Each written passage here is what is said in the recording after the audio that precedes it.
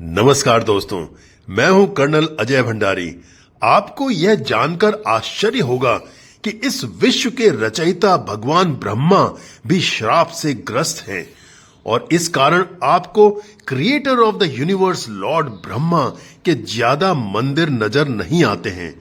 इसी से जुड़ी एक दूसरी बात भी है जो मैं आपको बताना चाहूंगा कि भगवान शिव को केतकी के फूल नहीं अर्पित किए जाते हैं क्योंकि केतकी के ये फूल भी श्रापग्रस्त हैं। पद्म पुराण के अनुसार कहा जाता है कि एक बार देवलोक में त्रिमूर्ति ब्रह्मा, विष्णु और महेश के बीच बहस छिड़ गई कि तीनों में श्रेष्ठ कौन है। शिव ने एक प्रकाशमय शक्तिपुंज ज्योतिर्लिंग का रूप धारण कर लिया जिसका न कोई आदि था न अंत।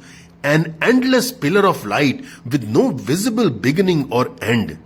भगवान विष्णु ने वराह अवतार, जो उनके 10 अवतारों में से तीसरा अवतार है, का रूप धारण कर लिया और पाताल की तरफ शक्तिपुंज ज्योतिर्लिंग के निचले छोर यानी कि बेस का पता लगाने चल पड़े। वहीं ब्रह्मा ने हंस का रूप धारण कर लिया और आकाश की तरफ उड़ने लगे ताकि इस शक्तिपुंज पिलर ऑफ लाइट ज्योतिर्लिंग के ऊपरी छोर का पता लगा सकें। विष्णु जमीन के अंदर धरातल पहुंचकर भी ज्योतिर्लिंग के निचले छोर का पता नहीं लगा पाए और उन्होंने ईमानदारी के साथ अपनी हार मान ली।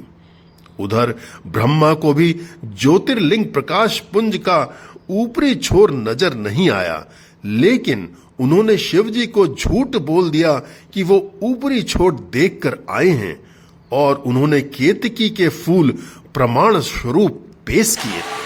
बस फिर क्या था, शिव जी क्रोधित हो उठे और उन्होंने ब्रह्मा को श्राप दिया कि धरती पर अब लोग उनको ज्यादा नहीं पूजेंगे और साथ ही साथ उन्होंने केतकी के फूल को भी श्राप दिया और कहा कि उनकी पूजा में इन फूलों को कभी भी अर्पित नहीं किया जाएगा। भगवान ब्रह्मा के कम मंदिर होने का एक और कारण भी है।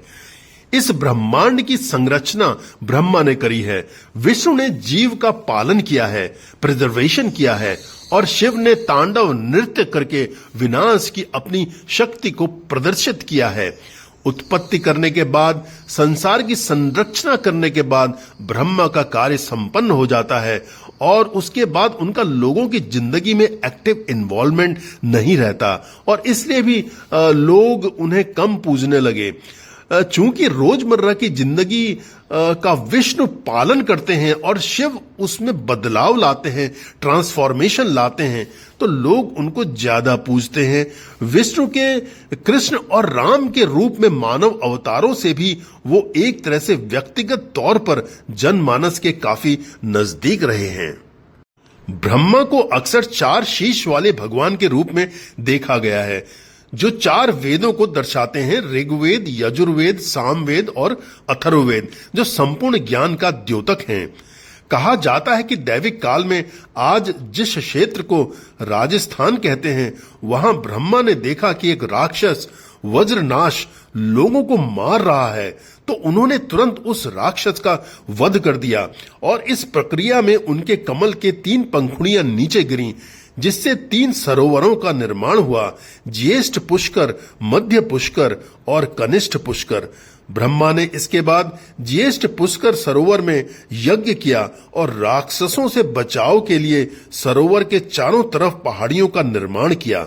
दक्षिण की ओर रत्नागिरी और उत्तर की ओर नीलगिरी, पश्चिम की ओर संचूरा और पूरब की तरफ सूर्यगिरी।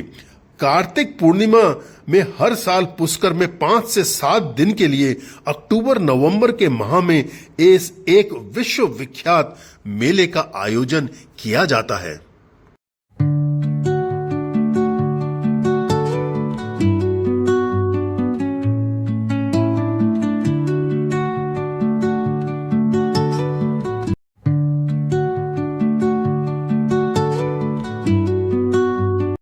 पुष्कर राजस्थान में ब्रह्मा जी का भव्य मंदिर है जहां आज भी उनकी पूजा अर्चना करी जाती है।